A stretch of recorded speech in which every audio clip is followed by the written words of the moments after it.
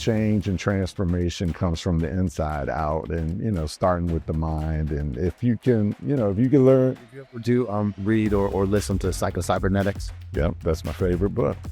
Yeah, yeah, that's like my favorite book. And then more recently, I should say it's my second favorite book. My favorite book is the Bible now, because if you really look at the Bible, that's where all the gurus got the original, like, health mental. Exactly, all of the mental stuff, like everything is already written in there, and then they were able to, monetize it or whatever. Big it up, big it up.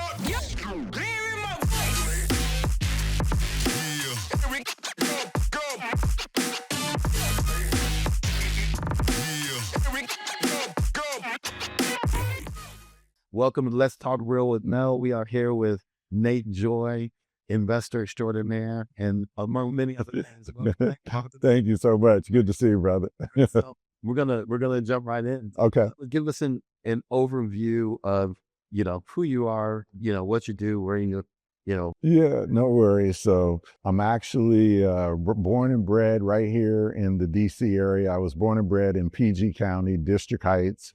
I'm the oldest of 11 children. So there were 9 boys, 2 girls, and, grew up here probably for I would say, most of my childhood life. Then went away to college, worked in New York for a while, and then came back here. And that's when I really, kind of got more involved in the real estate. Okay.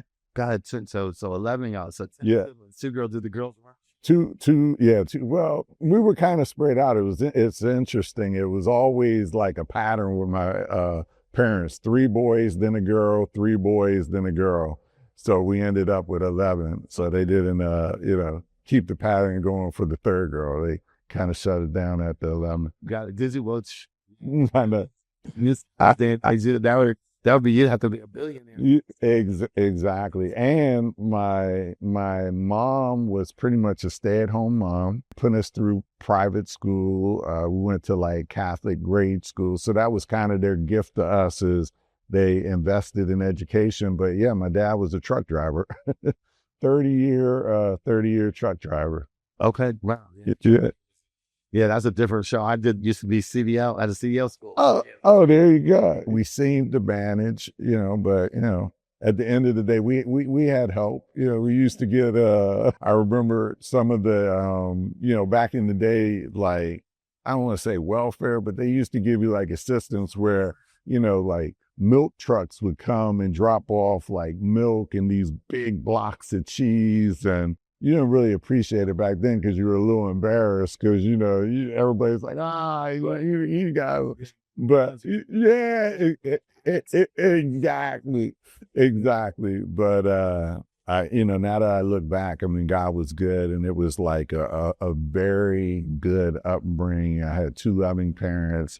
And, that was the main thing. They instilled a lot of love in us. Right. To some extent, I think that might be the key ingredient that I'd be missing nowadays. Exactly. And the family and the support. And yeah, you just, it was a whole, I hate to sound like one of those old guys that, because it's probably some young people watching. And I remember watching, shows like this, and everybody saying, oh, back in the day, I had to walk with no shoes and stuff. But, one thing that I do find is back in the day, it was a lot different, like, just in terms of relationships and interactions. Kids knew each other in the neighborhood. They played sports all in the neighborhood, like football, basketball, baseball, out on, on the streets. And now I see my kids, I mean, you could literally be in the room next to the person, and you get a text and it's like the person's right there. Yeah. Yeah, that's and it trickles. I don't know, did it start as like the chicken on the egg? Because with adults are like, oh, that's what I said. It's crazy. Like, I'll be in my house, and it's not enough just to yell up to my wife. It's like you just pick up the phone and call her, and she's like right upstairs. So yeah, you just kind of like As you know, so it's positives and negatives, but I think the key is to figure out, how you can use the, new technology to help. What did you, when you were young, what did you want to be when you grew up? Is this what do you do now? Is this what you, when you were little, said, you know what, I want to be a real estate investor. I want to own a bunch of property, do a bunch of flips. Right. What did you actually, what was your plan? Man, I would say I was probably like most kids growing up where I wanted to be a professional basketball player. Like, I wanted to be a professional basketball player. I had no idea about any type of corporate world. I had no idea about real estate investing. Actually, I didn't get involved in real estate investing till I was like in my 30s.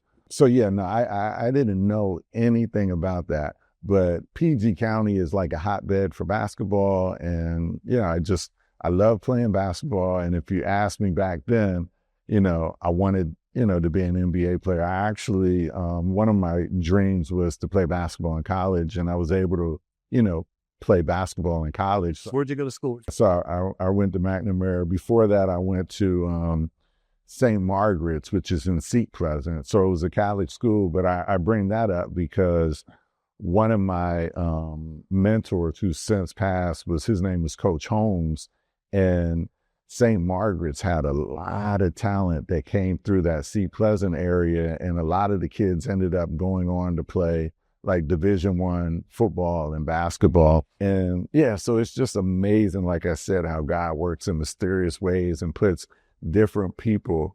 So from, a young age, they had encouraged and, helped you dream that you could get, to the different places. So yeah, I went to Bishop McNamara, and then after that, I went to Radford University in Virginia. Yeah, so it's the Big South Conference. So right next door, yeah, exactly, yeah. So they call it like the New River Valley, Christiansburg, Blacksburg, and then Radford was like the third town. Yeah. Late ball. What was your major in school? My major was psychology. Had no clue what I wanted to study, but I had one of my uncles, he was like, psychology, or I think he had said psychology or economics. And at that time, I was like, pick one. Yeah, I was like, psychology sounds interesting and it sounded easier than economics. Like economics sounded like, a little above my pay grade at the time. And it was probably one of the best things I did because like we had spoken earlier, if you can figure out how to, control these 6 inches between the ears, like that's the cheat code, for life, is that, the battle is, as they say, won or lost in your mind. Yeah, just like, in sports and in life. Everything. It all comes down to the mind. Yeah, you see that the competitor on the court. Yeah. They look defeated. You get a little extra energy. Exactly. Yeah, it works the same way in business. Exactly. As a motivating yourself. Yeah. When everyone else, you can hit the alarm and hit the snooze button and sleep for 20 more minutes or 1 more hour. And I mean, if you think about it, they always give different statistics about success. And, they say success can be like the top 1% or the top 5%. If you just look at it from a math standpoint, that means that if you want to be successful, you have to be different than 99 other people, right? I mean, it's just the nature of the beast. And if you listen to a lot of like the old school, like mindset people, they'll say that conformity is probably people's biggest problem is that everyone wants to be like everyone else, but just by mere nature of the beast, if you want to be successful, you can't be like everyone else. You can't be like everybody else. You got to be different. Yeah, you just got to be different. Yeah, like I said, once you kind of figure out the whole mind, and what I find is that what I learned early on, well, actually not early on, but later in life, is that the mind is something that is much spoken about, but very little is understood. Because when you hear the word mind, it's like abstract, right? Like you can't see it, you can't touch it. Most people, you ask them, what is your mind? So like if I asked you, what is your mind? People say the brain. Yeah, people will say the brain or, describe it. And the question becomes, how do you change something that you can't see? And I think the best definition that I ever was able to hear and come up with was from a therapist named Dr. Marissa Peer. And she says, basically, the mind boils down to two things and two things only: words and pictures. And so whenever you hear the word mind, if you relate it to the words you hear and see and the pictures you see and imagine, that is your mind. And ever since I started using that as my definition, it like changed things, because it's like now when somebody says, oh, you need to change your mind, really what they're saying is you need to change the words you're saying, reading, hearing, or the pictures you're seeing, and so it puts a little more concrete to it. Yeah, in other words, change your environment. Exactly. Which we learned, our parents used to say that you're hanging around the wrong crowd. Like if you hang around, four broke bambas, you're bound to be the fifth, right? The average of the five people, yeah, exactly. So, so by changing those images of how you will change your, change your whole environment. Exactly. Change it. Out of school, I imagine in a different career path. Yes. Other than real estate. Yes. How did you come across your very first real estate opportunity? And what led you to either, because most people will never experience any real estate opportunity for fear, or they don't, it's just not for me, or they're just afraid of, it's just too much to worry about. I'd rather just rent. But what made you decide, I want to acquire a real estate opportunity, and from there? I mean, there's an old saying, God protects babies and fools. And I wasn't a baby, so you already know what was happening. It was interesting. I didn't know that real estate was going to be my passion, but what I did know is that I saw how my dad struggled growing up, being a truck driver, trying to provide for 11 people. So I knew I wanted to, have like a better economic life. And when I graduated from college, I started out in the mental health field. And that was like, I was doing social work. Basically, I was like I was like a mental health counselor. So it didn't pay a lot. And then I got what I used to call my first corporate job. I got into PepsiCo's management training program, which was a fancy way of saying I was a assistant manager at a Pizza Hut, without getting all into it. But one day I was at the store, and we ended up getting robbed at gunpoint, and a gun got pointed to my head. And, after that, life kind of changed for me, because I looked down like, a couple of days later, and I got pizza sauce on my shirt, and I'm like, I just got robbed. I was like, there's gotta be, a better something. Yeah, there's gotta be something better, out there for me. And like I said, my cousin, he had gotten into a business school, and I didn't even know what business school was. So I just applied, to some business schools, because he applied to some, and, I got into business school. Long story short, once I graduated from business school, I got into my first job, which was pharmaceutical sales. And from there, just met like different people. To answer your question, how I got into real estate, I was just on vacation one day, and a buddy of mine had a book, and it was Rich Dad, Poor Dad. Robert Kiyosaki. Yeah.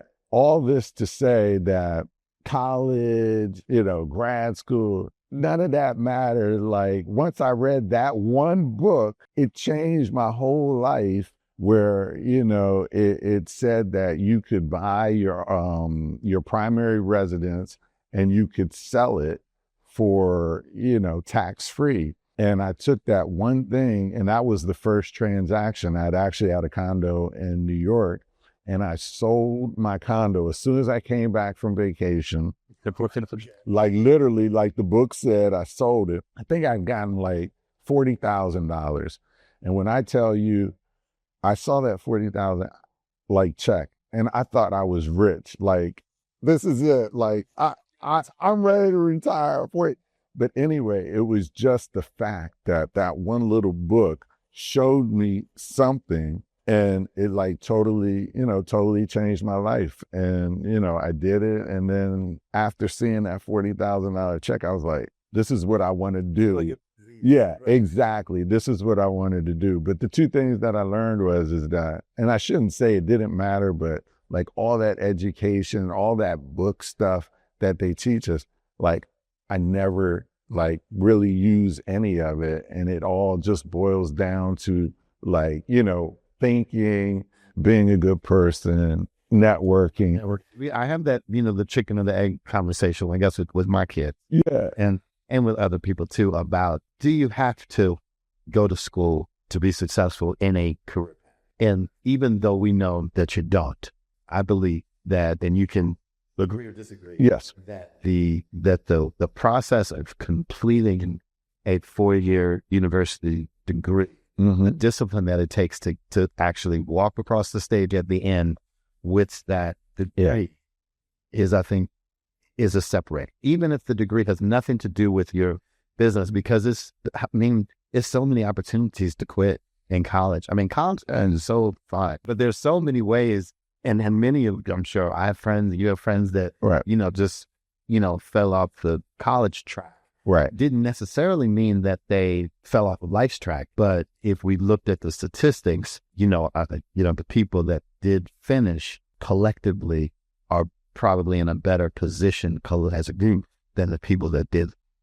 I would agree with that. I think that if you're going to college with the understanding that it's all these things you spoke about, like, the work ethic, the experiences, things of that nature, relationships. I guess my point is it's not necessarily the knowledge or the only path. The one challenge that I do push back with society is we go back to being successful, right? And being in the top 5% or the 1%. That's a whole different mindset, because college, I would say the majority of the people is conformity, meaning that you'll have a pretty decent life, but you're pretty much, if you go to college and you expect college to like be your deciding factor for success, it's going to be challenging, because many people that go to college get good grades, get good jobs, but they're still living check to check. Even if it's a big check. Even if it's a big check. I just think that realizing, college and anything, trade school, it doesn't matter. Like you can be successful, but you also have to realize that it's going to take more than just a trade school, more than just a college, more than just becoming a real estate agent, more than you know what I mean? There's levels. Right. So then would I be wrong to say that your business career as an investor is way easier than your job, or way harder? Which one was? Than the job, either as social work. Oh, right. Pharmaceutical, just working 40 hours. You clock in and clock out. Yeah. When you work for yourself, there's no boss. I mean, you're the boss. Yeah, you're the boss. Because that's a challenge in of itself, of managing yourself. It is. Inherently good managers or discipline. Yeah, I agree. Discipline play a factor in your business growth. I agree. Definitely discipline is key. And I think for me personally, growing up with a sports background, it instilled discipline into me for years, because like when you play a team sport or you play an individual sport, you spend the majority of your time practicing, right? So you're practicing and you're only playing the game a small percentage of the time. And just imagine an Olympian. Talk about discipline. They compete, once in 4 years, but for 4 years, they have to have the discipline to do. And so I was fortunate that, sports kind of helped. I was used to basically doing things that I didn't really see a return on. And in real time, correct. It's the compound effect. You just keep doing a little bit every day, and then it compounds over time. And I think that's the same principles that apply with business. I will say this in terms of the difference between real estate investing and my other jobs. When you love what you do, you never work a day in your life. So I really had a passion for real estate investing. So it was exciting to me, even to this day. Like, I love going in right to an older house and imagining what it's gonna look like. Yeah. So I think a couple of the takeaways would be is that you just got to have a passion. Now, some people are lucky enough to find a good job that they're passionate about. A lot of people equate success with money and fame, but really success is just doing something that you wanted to do and, you love doing. Exactly. And that's what really separates success. So I would say, when somebody says, oh, you're successful 1 out of 100, 99, just think of how many of your friends and family are doing something that they don't like to do or don't want to do. And some people get to do things that they enjoy, that they want to do and actually enjoy to do. And then if you can make money, that's like the triple, bonus. So I would highly recommend, there's certain fields that economically, but nowadays with, YouTube and everything, like you could be a stay-at-home mom and become a millionaire because you could start a YouTube channel talking to stay-at-home moms about the trials and tribulations. The next thing you know, you're blowing up and you're doing what you love, you're helping other people, and you're making money. So once again, it all comes back to your mind and what you think is possible. Right. Share a little bit about your current structure, like what your maybe a portfolio look like or a snapshot. Okay. Doors, projects, that sort of thing. Share a little bit so we can get some context of what you have on your plate. Got it. Yeah. We know how it started. Okay. Correct. What did you turn that $40,000 into? Yeah.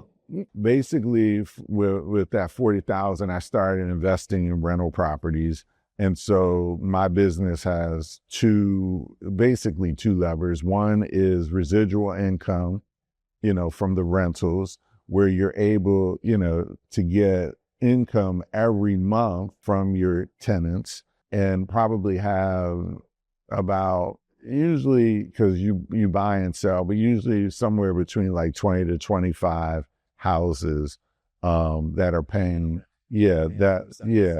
So, it's actually a pretty modest rental portfolio relative. You got guys out here that got thousands of houses. But for me, it's enough that, it covers the expenses. And hey, there you go. Like I always say, man, if I need to afford a cup of coffee, I could. So that's one part. And then the other part is buying properties that need to add value through fixing up or expanding. And usually we're doing, anywhere from like 4 to 10 projects at a time where, we rehab. And that's more like, income. Okay. Yeah. That affords you to be able to invest in more of the rent. Yeah. So you always, when you have active, and as you and a lot of your followers know, like active income is taxed very heavily. The whole goal is to get as much passive income as possible because the tax rate is a lot lower. I think they say something about rich versus wealthy is like rich people, make a lot of money, and wealthy people make a lot of money when they sleep, or something to that effect. Every minute that's taken, you rent a property, you're getting paid. Exactly. On the Howard. Yeah, exactly. So how many projects, how many flips would you say that you've done in your lifetime? Oh gosh, I would say it's probably well over 200. Yeah. Yeah, exactly. We're 10,000. Yeah. 200,000. Yeah. And then put it back, bring it back to the. Exactly. Now, it sounds like a lot, and it can be deceiving because it really all comes down to the profit. And so, You make profit on it. yeah, for the most part. But what I'm saying is typically when you first start off, the profit margin might be smaller. So you might be doing flips to, do $30,000 or $40,000. But one of the things that Rich Dad, Poor Dad, that book taught me was it takes the same amount of effort to make $1 million on a flip as it does to do a flip to make $40,000, and probably the same that you would see with, real estate agents. Yeah. You're putting in the same amount of work to sell a house, that sells for 300,000 as you're selling for 3 million. And some might even argue you're putting in more work. It's harder sometimes. Yeah, exactly. And so later, in my career, when I started learning that, the whole goal is to do less work, but with, bigger profit margins. Okay. Share a little bit about one of your, most challenging projects. They all have their own challenges, but I would just say that the hardest part about real estate investing is finding the deal. The other parts are, pretty easy because, you're going to renovate a whole house. Usually you're taking everything out and going back. Yeah, you might have some things, but I think the most challenging parts are finding the house, especially in an environment like this where it's super competitive. You would think it would be easy if, you say, hey, I have money, I could buy it. But guess what? There's so many people with money, so many people that can buy it. And that's where, relationships come in, working with great agents like yourself. So I think that's the most challenging part, is a little bit of the business environment, what's going on, and, just building, relationships to try to eventually get a deal. Do you see yourself ever, walking away from at least doing flips, acquiring property, or is this, because you're passionate, clearly, as am I. Yeah.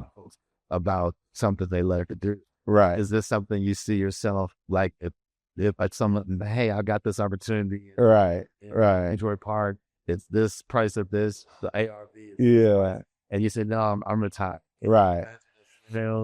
I really can't imagine a scenario like that, and compounding effect is pretty good.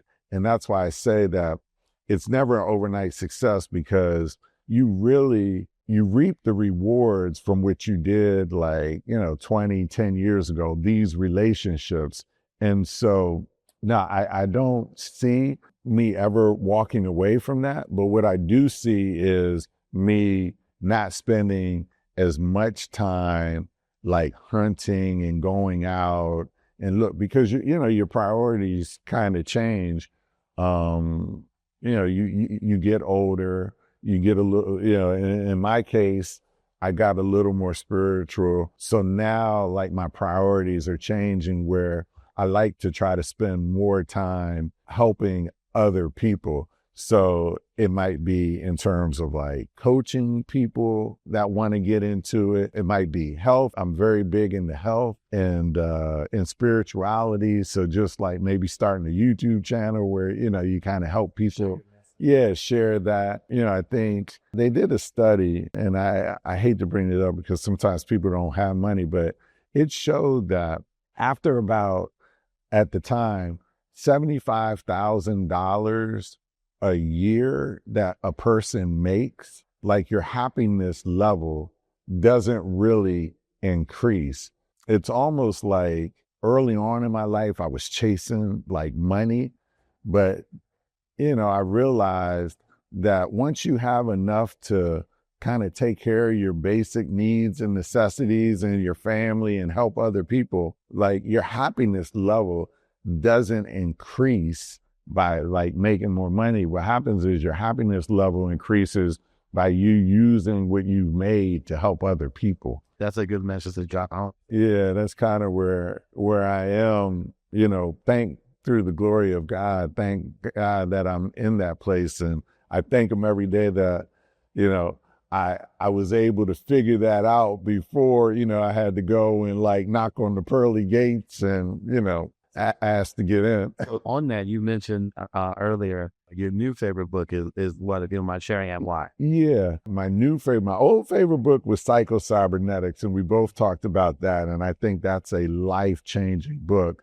And I thought it was like my favorite book until I got really into the Bible and realized that, the Bible, if you really look at it in its essence, it's not a religious book. It's like the owner's manual for us. So if you want to know how something works, there's only two ways. You either read the owner's manual or you talk to the creator. In this case, we could try to talk to God, but, because we're all made in his image and likeness, but sometimes we don't hear his response. But the second best thing is the owner's manual, and that's the Bible. And so those, like anything and everything you want out of life, health, riches, how to live, whatever, like relationships, like I learned, and I grew up in Catholic church, and I used to like have to like read the Bible or whatever. And there's knowing the Bible, and then there's knowing the Bible. And just recently, like within the last year or two, I've like really like started to understand like a lot of the principles in the Bible. And when I tell you, man, it's been life changing. My only regret, they say, you ask people, do you ever have regrets? And my only regret is I wish I would have gotten into the word like a lot earlier in life, but never too late. And how has that changed your business and your family, your relationship with your family, friends, and the community? I mean, once again, there's a verse in the Bible, Romans 12:2. Do not conform to the patterns of this world, but be transformed by the renewing of your mind. And that pretty much is the essence of the Bible, because remember, our mind is what? Words and pictures and images. And if you want to transform your life, you have to change your words that you hear, listen, and read, and the images you see. And what I found is that the Bible, like, once you start reading those words and you start getting those new images, like you start thinking differently, you start acting differently, you start believing differently. It says in the Bible, seek ye first the kingdom and his righteousness, and all these other things will be given to you. And so when we start like really seeking God first, it's just amazing. What he does is he sends us what's called a supernatural helper, which is the Holy Spirit.